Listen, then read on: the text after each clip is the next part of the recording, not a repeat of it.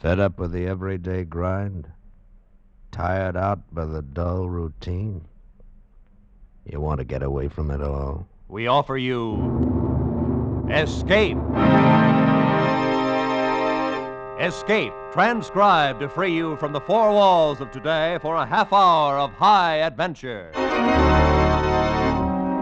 You're alone in the jungle with 3 men. You know that one of them is a desperate criminal whom you've come to arrest, but you don't know which one. You have to find him before he can save himself by killing you.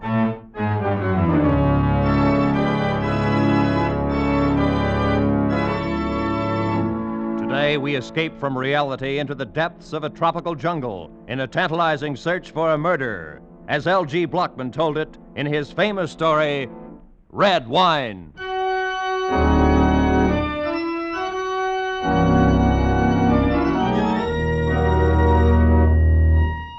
The rusty little tramp freighter bumped against the rickety wharf, and I dropped from the rail onto the planking. For the first time, felt the humid heat roll out of the jungle.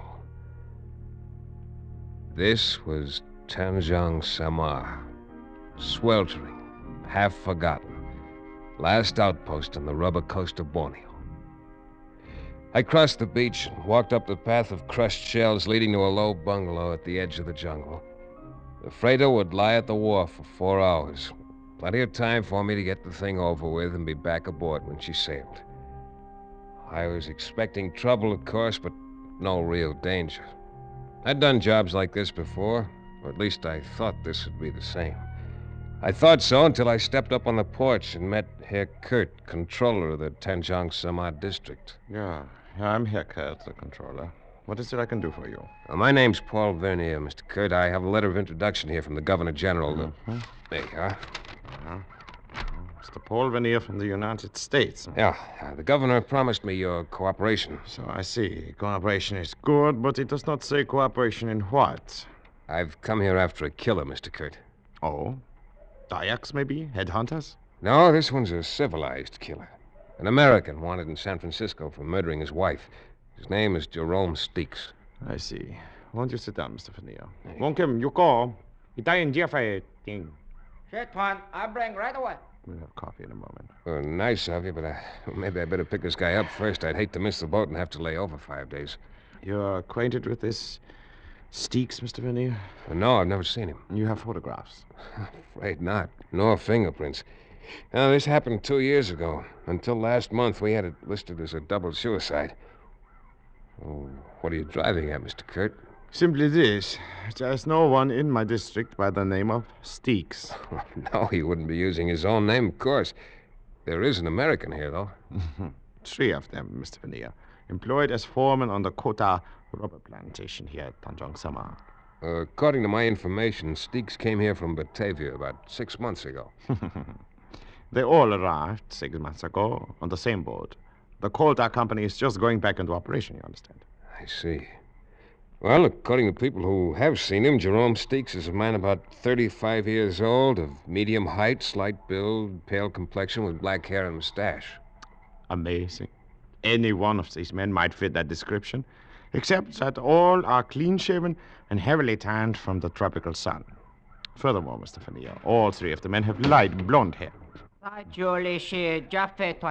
Good. Pour 2 cups, Wong. I'll have Wong bring your baggage up from the wharf, Mr. Vernier. It appears your business may take a little longer than 4 hours. I'm certain of the information I got in Batavia. I know the man's here. Then the problem resolved itself into a matter of identification. Well, an hour's talk with the 3 of them ought to do that. I doubt that, Mr. Vernier. The swamps here at Tanjong Samar are infested with fever. Oh? Cream. It is always hot, like now. And the jungles back there swarm with krites. Krites? A deadly little snake no longer in your forearm. There you are. Thank you. And in the rivers, there are crocodiles. So? Men rarely come here unless they are running away from something, trying to lose their past. I think you'll find all 3 men have manufactured stories. So, how is one to choose? Well, sometimes a man can be identified by his personality. Oh, and the personality of this man Steeks is, it's something out of the ordinary. For a foreman on a rubber plantation, yes. I doubt if all three of these men can be aristocrats. And in a sense, well, that's what Steeks is, a cosmopolitan. He's lived all around the world, always associating with top society. He's a lover of fine foods and wine, speaks French and German fluently. Oh, so? Well, he's a gourmet, a bon vivant, a man of perfect taste in clothes and manners. And a murderer. Yeah, and a murderer. Yeah, well. When just three men return this evening, I shall be most happy to introduce you to them. Though it's quite probable they are aware of your identity already. My houseboy there told me you were a detective before you stepped off the wharf. Oh, I see. So, in other words, the murderer probably knows who I am and what I'm here for, but I haven't the slightest idea who he is. Exactly. It's quite an interesting thought, isn't it? More coffee, Mr. Fennier?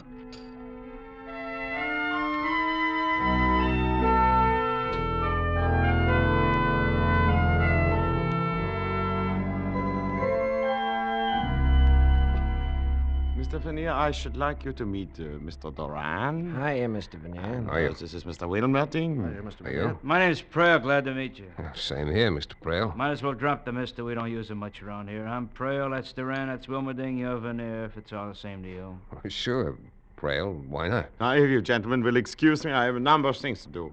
Will you bring Mr. Fennier to my bungalow for dinner? We'll celebrate having a guest in Tanjong Sama. Yeah? Sure. Okay, with me. Herr Kurt tells me all three of you are Americans. I don't know whether I'm still one or not. Haven't been to the States in 7 years. Oh, 7 years, huh? And you're an old-timer here, Duran. No, not here. Australia. Don't get him started, Vernier. He'll spend 2 hours telling you how he lost his shirt trying to raise sheep down there. If I had either money or sense, I wouldn't have come to this stinking hole. Oh, I wouldn't say you fellas had it too rough. I've been noticing those empty bottles there on the shelf. What do you mean, Veneer? Paul Masson, 1936. That's good champagne. Hmm? You boys are living like connoisseurs. Oh, no, you're overrating us, Vernier. Those empty bottles were already here when we came. Oh? Just never got around to throwing them out. Prale here's the only connoisseur in the bunch. He can tell you anything you want to know about wines. Yeah, or about anything. Dry up. Just because a guy happens to know a little more than somebody else, there's no reason to keep riding him all the time. I wish you knew some way to make ice. I'm getting plenty fed up with warm beer day in and day out. Yeah, that would get pretty tiresome. I think I'd switch to Chambertin or Chablis or something. Come again? Well, I didn't necessarily mean those in particular, but there are quite a number of wines that are even better warm than they are chilled. No, you're in the wrong place, chum. We wouldn't know what to do with them if we had them. This is strictly a beer and gin crowd. Well, there'd be no kick on that if we had some ice to go with it. Boy, what I wouldn't give for a cold, frosty bottle. Oh, relax, will you, Wilmerding? You're making me thirsty. How about some music? Music? Does one of you play some instrument? Sure, Prale. He's terrific on that phonograph over there in the corner. Oh. Only trouble is he thinks 3 o'clock in the morning is the greatest song ever written. Well, I can see that would lead to quite an argument, Doran. Particularly if you're a lover of the classics. Oh, no. I don't go for that long hair stuff. Oh. But I would like to hear a fast number once in a while that's less than 10 years old. Yeah, you ought to see this collection Prale dragged up here from Batavia. Strictly from the gay 90s. Prale, you don't by any chance have a number called Il y a un métier dans cette maison? Ah, some Italian opera. Oh, no, it's French. Well, come on, Prale. Translate it for us. You claim to be an expert on the French language. Oh, it's worded kind of funny, like poetry. Ah, sure.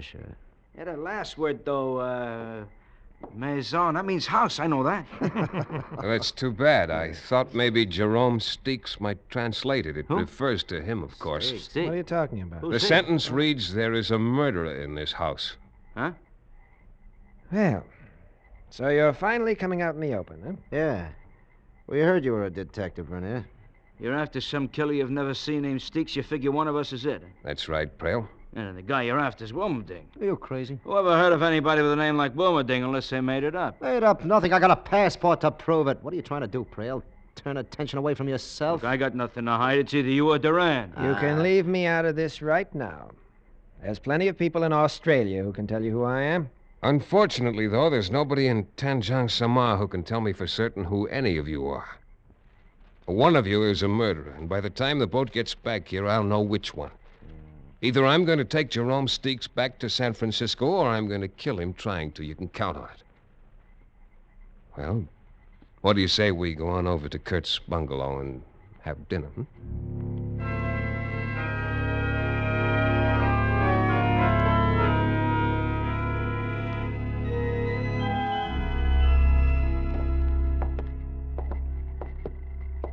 That's Wilmerding's room there. Durant sleeps here. And Prelon down at the end. I see. And this is the guest room. Oh. At least the only guest room that's usable at present. It looks all right. Well, it's yours for the time you're here, Mr. Veneer. Oh, do all of these rooms open out onto the porch? Yes, the veranda, as we call it here. And there's no way to lock this door? Unfortunately, no. Anyway, the windows are covered only by mosquito netting. It makes another interesting situation, does it not? Yeah, I suppose interesting is the word for it. Most likely all these gentlemen are acting to a greater or lesser extent, which of course makes your problem exceedingly difficult. Yeah, that's right. Mr. Kurt, you did say a man rarely came here unless he wanted to lose his past. And yet, you're here. Yeah, that is true. But then, I'm only a servant of the government and have little choice where I'm sent, no? Well, good night, Mr. Veneer. Good night, Mr. Kurt. I trust you'll have a very comfortable night. Thank you.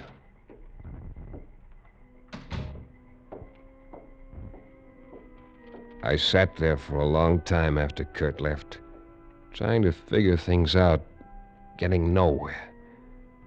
This was Borneo, and though the Coleman lantern on the table at my elbow threw a blaze of white light into every corner of the room. Outside that light lay the dark veranda, and beyond that, the jungle. Gradually, the night breeze brought the smell of the jungle into the room, as rich and as exotic as the scent of taboo, fragrant as midnight orchid, as disturbing as the scent of danger. Or maybe it was danger itself I was smelling. Oh. A heavy knife missed my throat by 2 inches, thudded into the bamboo partition, and stuck there, quivering. I doused the lantern in one sweep, dropped down on the floor, and slid my .38 out of its holster. I could hear nothing but the rustle of palm thatch along the eaves, low creaks from the pilings underneath the bungalow, and the soft night sounds from the jungle. Finally, I slipped my shoes off, pulled the knife out of the wall, and dropped it in my pocket, moved to the door, and stepped quietly out onto the veranda. It was empty. Across the railing, the fringe of undergrowth was dappled in silver moonlight. Nothing moved. I paused quickly at the 3 doors, and from each heard the sound of snoring. One of the men was faking, but which one? I'd reached the end of the porch when my eye caught a slight movement in the banana clump a few yards from the steps. Someone was hiding there. I moved swiftly, holding the gun ready. Came within a few feet before I could make out a shape in a red and white sarong, complete with dark tumbled curls and a flower behind one ear. It was a girl. Please, Tuan, the gun. You are going to shoot me? Oh, no, relax, honey. I was looking for somebody else. Oh. And now you have found Nelana, so you are disappointed? Well, Look, did you see anybody moving around up there on the veranda a while ago? Only you, Tuan. I became frightened and ran to hide. Frightened? Why? I should not be here. At night, I mean. Oh, let us talk of something else, huh? All right, Nelana. Tuan, do you like Nelana, perhaps? Definitely. Why do we not go somewhere else? Along the beach, perhaps? You would like that? Mr. Well, Veneer is too serious-minded for such things, Nella. Oh, Mynheer. Well, Mr. Kurt, join us, won't you? Thank you. Nelana, go to the bungalow at once. Yes, Mynheer. Yes, I go. I go immediately. She has no business being out alone at night. But, Mr. Veneer, is something wrong with your room? It's not comfortable? It was until this flew in through the window. A knife? Yeah, a throwing knife. Ever see it before? Oh, yeah. It's one of the collections there in the bungalow. The three Americans throw them at targets every evening and wager on the results. I believe Mr. Doran taught the other two. What about you, Mr. Kurt? Do you ever bet with them? It would be too easy. Watch. Oh. I learned to throw a knife in Java many years ago. And Nalana, I suppose she's an expert at it, too. Nalana knows nothing of knives. Her greatest accomplishment is that of making friends too easily. I see. Just who is she, anyway? Does she live here? Yeah, she lives here. She is my wife. Your wife? Exactly. My wife. Good night, Mr. Vernier.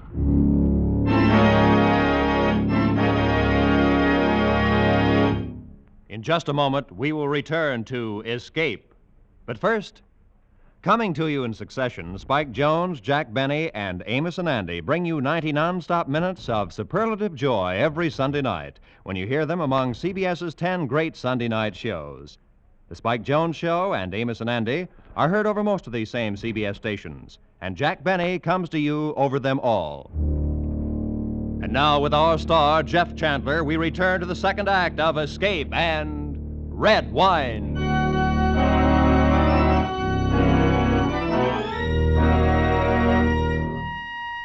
When I finally turned in that night, I didn't make the mistake of lighting the lantern again. Being a target once in an evening was enough. I undressed in the dark, pushed the bed up to block the door, propped a chair against the windowsill, and lay down on the floor. I kept trying to fit some theory together to account for the things that had happened.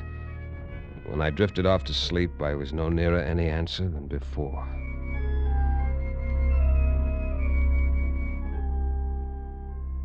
I woke up with the first light of dawn. For a full minute, was ready to predict a peaceful day. And then I turned my head slightly and saw it. On the floor, against the wall, 18 inches from my left hand, its eyes open and unmoving, lay a krite, first cousin to the cobra, the deadliest snake in Borneo.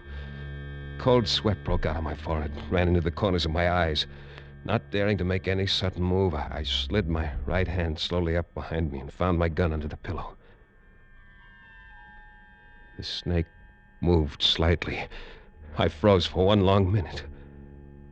Carefully, I brought the gun over until I had the ugly head centered above the foresight. Then... What the company kind of $10,000? Who fired that shot? I did, Kurt, in here. Hey, Kurt, what's all the shooting about? Find out now, Duran. Mr. Vernier. All right. Oh, sure, Kurt. Come on in. I had an early morning visitor there on the floor. God, a krite. Did he bite you? No, he What didn't. the devil's all the racket about? Ah, snake. That's funny. What's funny, Duran? A krite, Wilmerding. Just killed one here in my room. Well, there's plenty of them around, but I never heard of one crawling into a room before. I'm not sure it did crawl in. What do you mean? I've got an idea it may have been dropped in through the mosquito netting there at the window. Yeah? By whom? By a guy named Jerome Steeks. Ever hear of him, Duran? Why don't you pick up Wilma Ding? He's your man. Oh, sure. I always carry a couple of snakes around in my pocket just for luck. What I want to know is who carries this around in their pocket for luck. That's one of our knives in the living room. We throw him at a target. Yeah, I know. Only last night I was the target. And Prail's your boy. He's an expert. Wins every time we play. Dry up, Duran. Hey, listen, Don't you young man. crack like Okay, that. relax, all of you. All right. So nobody knows anything about these accidents. They just happen. But here's a warning to whichever one of you is Steeks. The next time, you better cover yourself. I'm through being a clay pigeon. From now on, it's going to be a lot tougher. A whole lot tougher.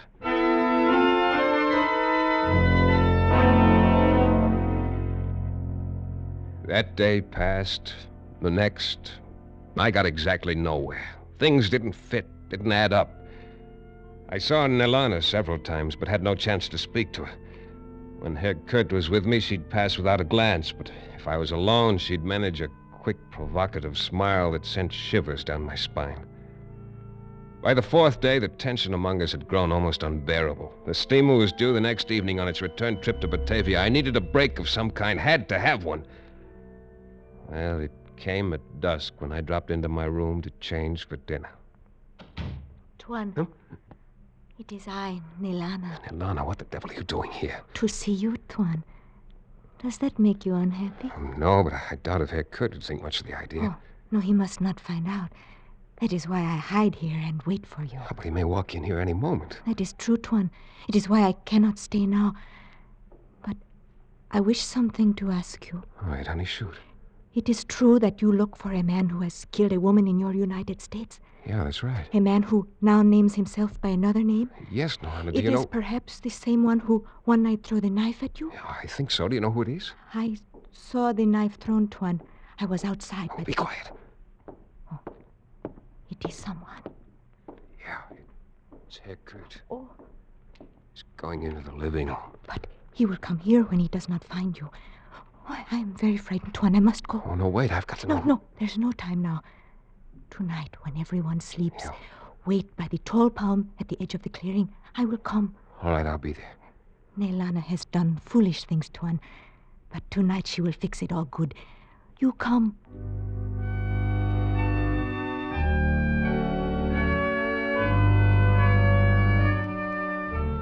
I waited for a long time in the shadow by the palm tree.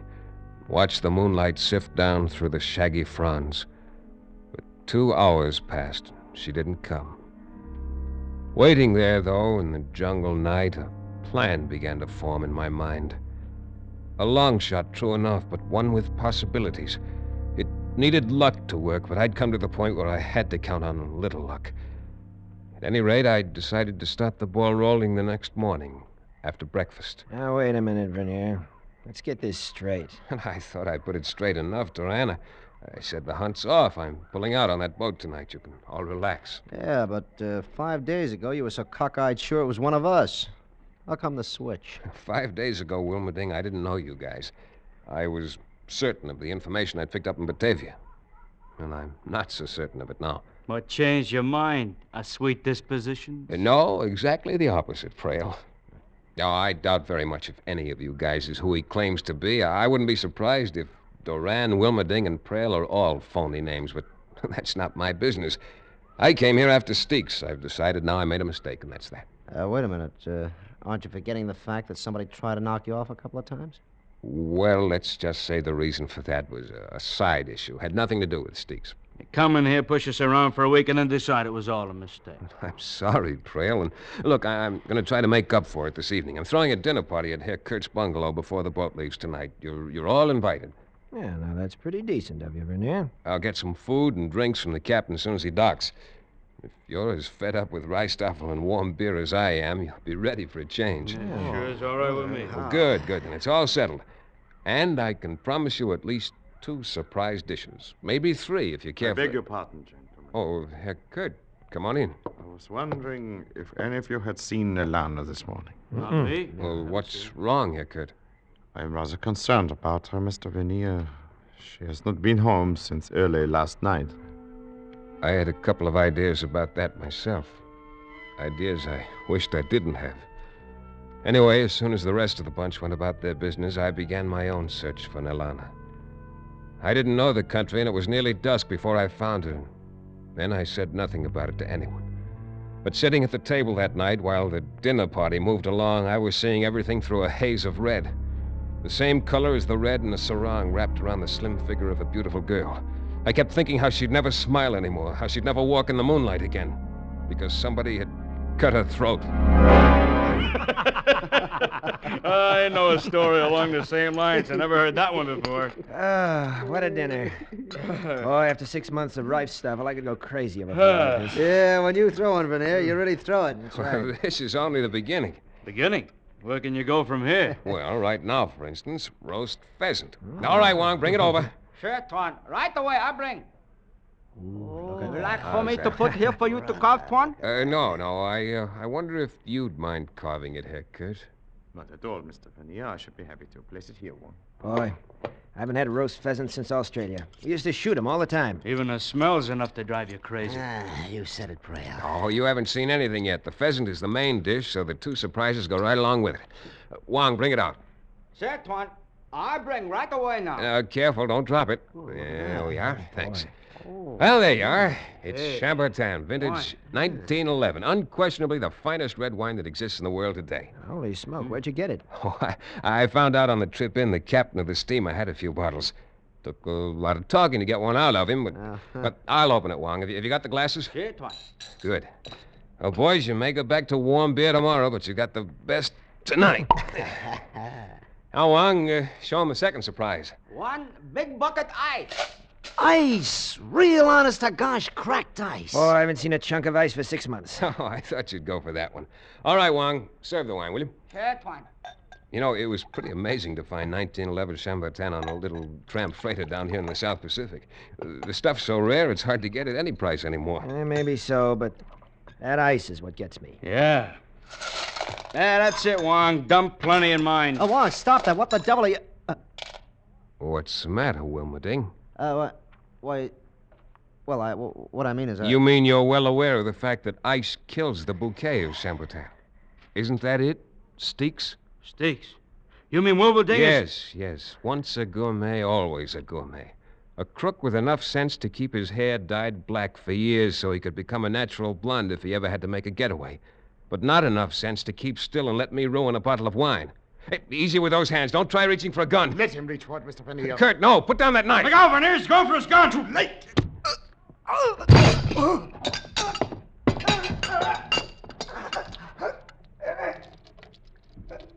Kurt. Good Lord, Kurt, you've killed him. I'm sorry you do not have our prisoner to take back with you, Mr. Fennear. But I, too, found her body. I knew you had been there. I saw your footprints. I'm sorry, Kurt.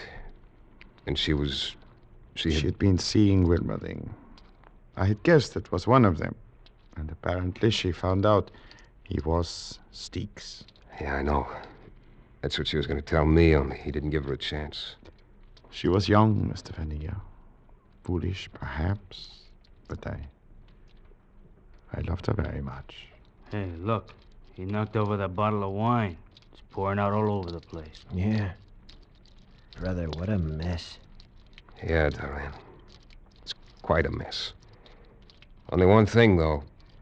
Not all of it is red wine.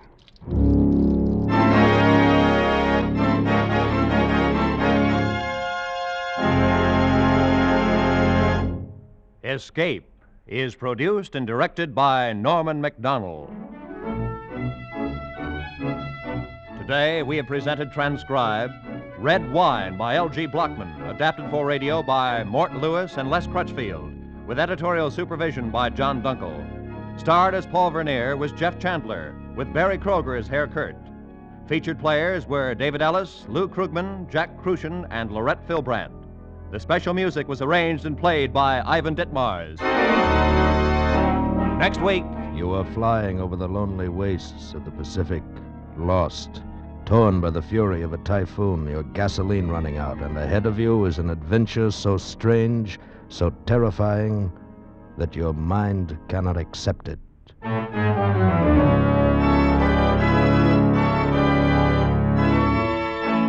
Next week, we escape with Nelson Bond's gripping story of a fantastic conqueror's isle. Goodbye, then, until this same time next week, when once again CBS offers you Escape.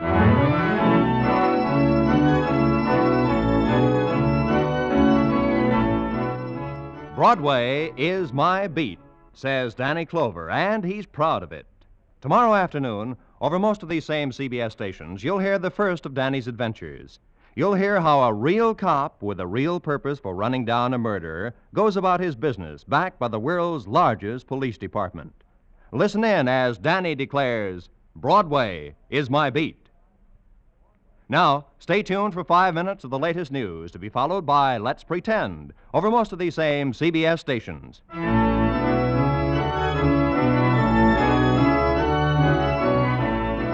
This is Roy Rowan speaking for CBS, the Columbia Broadcasting System.